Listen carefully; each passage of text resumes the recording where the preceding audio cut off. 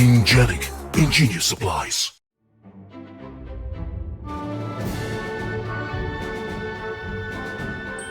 What's up, Spikes? We're coming at you from Spike Feeders HQ today. We got a real fun one today. We're just playing some good old CEDH. Are the decks good? I don't know. You decide. You always do. You always do anyways. Before we get into it, though, we got to thank our wonderful sponsors. First off, GameGenic. They are the suppliers of all of the cool accessories that you see in the studio. Things like the Squire Plus, the slide card case, the playmats, the sleeves, the stuff behind us. GameGenic's great. They help us keep the lights on here. They're really generous to us, bringing all this content to you because GameGenic supports us. So go show them some love. We also want to thank Burrito Splendido, local burrito chain here in Winnipeg. If you're ever in Winnipeg, go visit them. Their burritos are out of this world. They use all Manitoba stuff. It's just really good. They fed us today. It was awesome. Try the queso. Today, Jerry won the die roll, so he's going first. Yeah. Hi, Jerry here. Today we are playing Evelyn the Covetous. Sorry, she's got me enamored with her, and she just has me rolling over my words here. She's a vampire. She runs some breach and Worldgorger lines in order to try to get her out as much as possible and blink her a bunch of times. Because we're just going to try to, blink out everybody's decks. And we could run some ad nauseum, some other fast stuff. We're just going to zoom to the finish line. I'm Sean. This is my first time playing cEDH, and I had no idea what was going on. So I asked my good friend Jim here to help guide me. And he knows what a longtime fan of the Maestro's color shard I am. And so he said, what's a more iconic Maestro's commander than Nekusar, the Mind Raisin? So yeah, I guess people like to draw cards, and I'm going to help everybody draw as many cards as possible. So I guess it's like a group hug deck. Sean, I've only played one game of CEDH, and I actually won. I'm obsessed. So today I'm getting to play Stella Lee Wildcard. This deck's really funny because it plays a ton of draft commons that are actually unplayable, sometimes even in draft. However, when you get to keep cloning them all over and over and over again, Stella Lee ends up just killing them. There's a ton of weirdo lines, I'm going to call them. Hopefully I can win in a fun way, but we'll see. You maybe want to switch? No. And I'm Jim, and today I'm playing Korvold, Faker's King. This one used to be a boogeyman a long time ago. Probably not anymore. But it is an ad nauseum list as well. There's lots of fast mana in it. Looking to get Korvold out, make it real big and smack in for damage. And then probably also cast Dockside Extortionist. That's like a real heavy strategy in this deck because Dockside and Korvold is, as we say in the business, real good. Oh. With that, we long pause. With that, we are going to crack into our GameGenic Squire Pluses.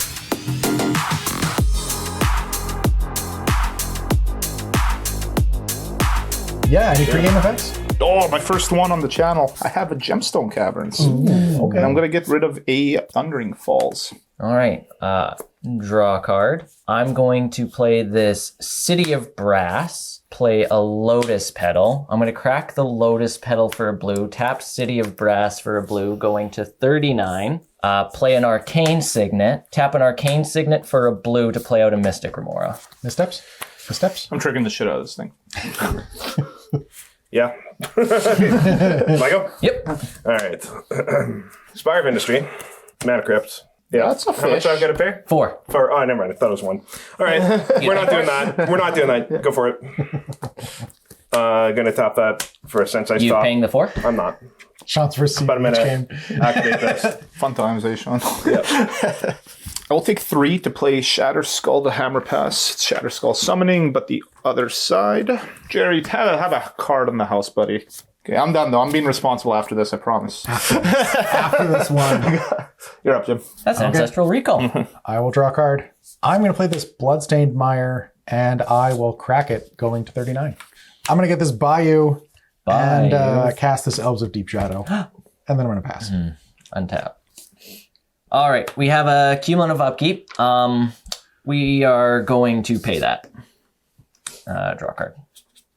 We are going to play a Watery Grave untapped. You guys all kept really good hands, right? Maybe. Cool.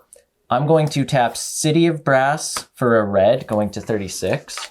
I'm going to play a Rite of Flame. 2 red mana.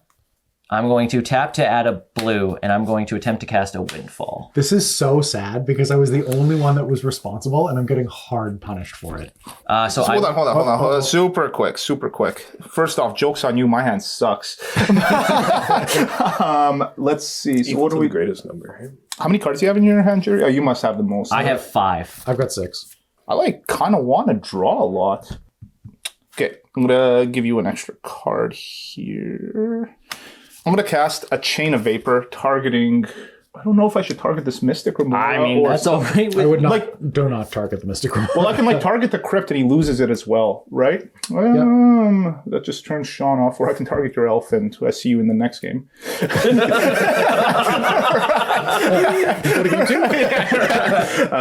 So don't target Mystic Remora, he says. Well, actually, it's not terrible. Right. Okay, I pick Mana Crypt.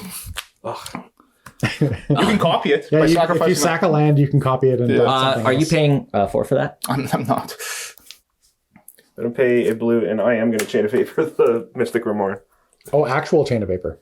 He's casting his own. Okay, so you're taking a damage. Taking one, yeah. 39. 39. Are you paying the 4 for that? I'm not.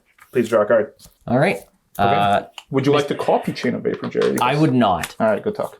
So Chain of Vapor resolves. Yours resolves. So now Windfall resolves with 1, 2, 3, 4, 5, 6, 7, 8 cards in my hand. Okay, what are you discarding, Jerry? I'm discarding a Mystic Remora. Oh. What? Gemstone Caverns, Misty Rainforest, Born Upon a Wind, Spell Pierce, Demonic Tutor, Worldgorger Dragon, don't pay attention to that, Vampiric Tutor. Oh boy. Fierce Guardianship, Underworld Dreams, Vampiric Tutor, Shieldred, Mana Crypt. Oh, I like these cards. Yeah. I got a Twisted Fealty, which I needed, but that's okay. Mindbreak Trap and an Underworld Breach. Okay. I am discarding Deadly Rollick, the One Ring, Badlands, this Mox Diamond, which is real sad. Marsh Flats, and a Gamble. This is sad. And we're drawing 8? 8. Man, I was really hoping to hit some free mana. I will move to discard and discard a Brain Freeze. Okay. Go ahead. Draw.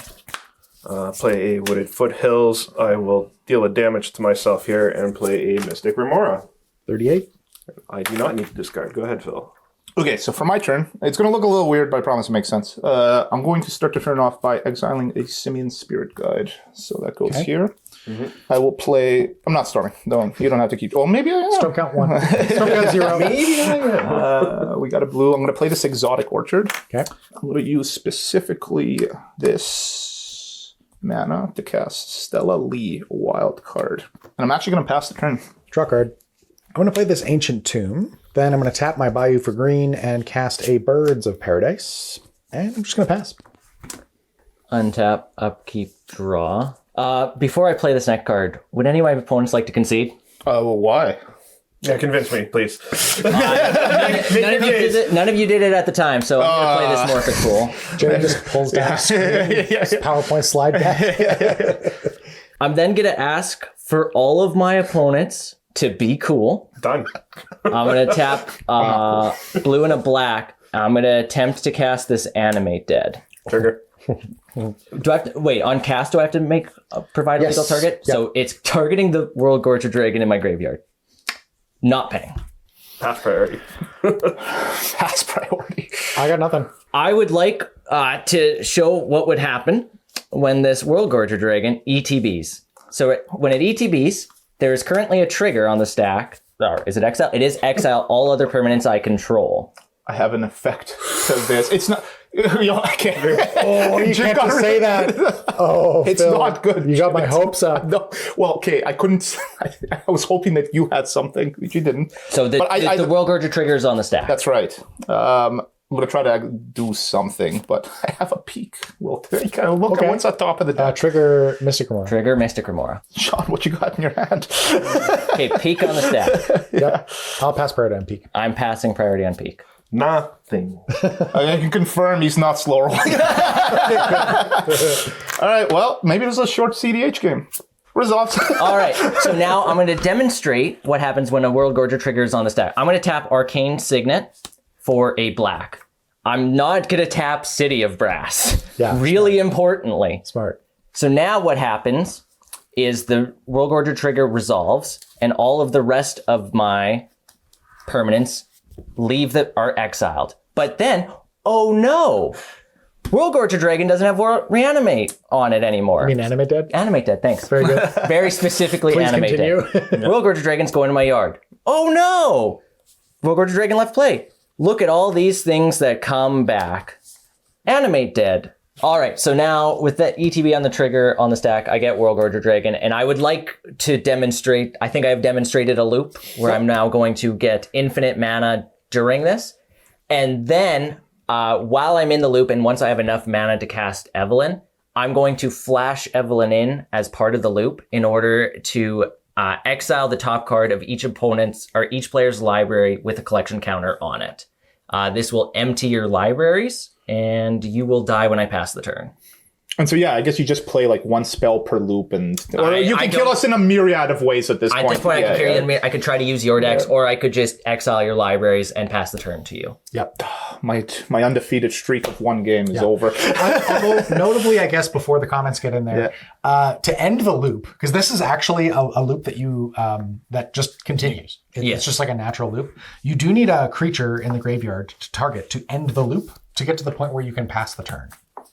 I have children. There you go. So you can read. Thank goodness. Don't worry, comments. I had some other lines that I was then going to have to do with the. You would just like things. kill my Stella Lee. Oh, but it goes in the command zone. Well, at that point I could exile the decks, and I'm pretty positive I can find something to kill one of these. Yep. Yeah, exactly. Yep. But yeah, that's it. Wow. So Mystic Remora is powerful. Thanks, Sean. I appreciate what you did for me. Mystic Remora is really powerful, and it sucks going last when there's a Mystic Remora in play on turn one. I actually, you saw my hand. It was like not great, but it was okay. It was like a Mox Diamond, maybe gamble or whatever, right? I'm on track for like a turn 2/1 ring, which is probably my plan there. But then I got Windfalled away, and I drew into actually another decent hand, but then Sean had a Mystic Remora. Because I'm like, we can Dark Ritual into Necropotence and draw a million cards, or just like Dark Demonic Tutor or something. Yeah, this is like actually you can win with this hand, right? If you untap with this. Yeah. But I don't want to draw Sean 2 cards. I was just hoping that between 2 blue decks at the table, that the cards we were feeding to Jerry, you guys would be able to handle it. Yeah. But yeah. So I drew into from the Windfall. Obviously the Animate Dead, we all saw that. Yeah. And then I had Soul Ring, Talisman of Indulgence, which I did not play out into it because I already had the mana I needed. Yeah. Baleful Mastery, Red Elemental Blast, Imperial Seal, Mystical Tutor. I think Baleful Mastery is really Those are funny. some cards. I actually really like Baleful Mastery a lot. I put it in a lot of my cEDH decks because you can force somebody to draw a card at instant speed as a cost of paying for it. Thassa's Oracle. Or stuff like this, right? Yeah. He exiles everybody's library. You can Baleful Mastery the Worldgorger Dragon when his library is empty and then just force him to draw a card. And you're like, okay. So, yeah, if I was in that situation, I had the Baleful Mastery, I could wait until he was done the loop. And Baleful Mastery, his Worldgorger Dragon. Jerry draws a card, loses the game. It goes to Sean's turn. He loses the game. And then, And you win by default. So, yeah. I had that Chain of Vapor play. I thought it was, I didn't actually have that much interaction in my hand. So I was like, whatever. Draw Jerry a card. He's going to discard it anyways, right? You had 6 cards. Even if it resolves at this point, he's still kind of net. But the hand that I drew was pretty awkward. The reason I tapped my mana this way was because I was keeping up a Muddle the Mixture. That was the only piece of interaction that I had. But it looks like well, first off, Muddle doesn't interact with what you did. Even if it did, you had the Red Blast to cover me. So exactly. I just didn't really. I think the Windfall worked like Jerry wanted it to, and not the way that I wanted it to. Yep. So yeah, Sure did. I was really hoping to keep that mana crypt. Yeah. I thank you really hard on having that. Yeah. So, well, if you're really banking hard on keeping your expensive cards safe, GameGenic is the way to do it. They've got all the coolest stuff to protect your stuff. So we want to thank GameGenic for sponsoring the show today, as well as Burrito Splendido for feeding us today. Burrito Splendido was awesome. They gave us a whole bunch of burritos and some chips and salsa and guac and queso, and their queso is awesome. So if you're in Winnipeg, or if you're going to be in Winnipeg, go to Burrito Splendido, check them out. If you want to join the ranks of our patrons who also help us support the show, we love each and every one of them, and you're going to see their names scrolling up to the sides, down to the bottom. And if you want to join them, $1 a month, you can sign up for our Patreon, patreon.com/thespikefeeders, and you'll get access to a whole bunch of cool stuff. Pre-sales on all of our merch, like our dice that we've got going on. We just got in a big stock of dice. Hopefully they're still in stock by the time this episode airs. And yeah, you can take a look at that. So with that, I think we're just going to call it. Sean, thanks for joining us today. Phil, thanks for joining us today. And we'll catch you next time.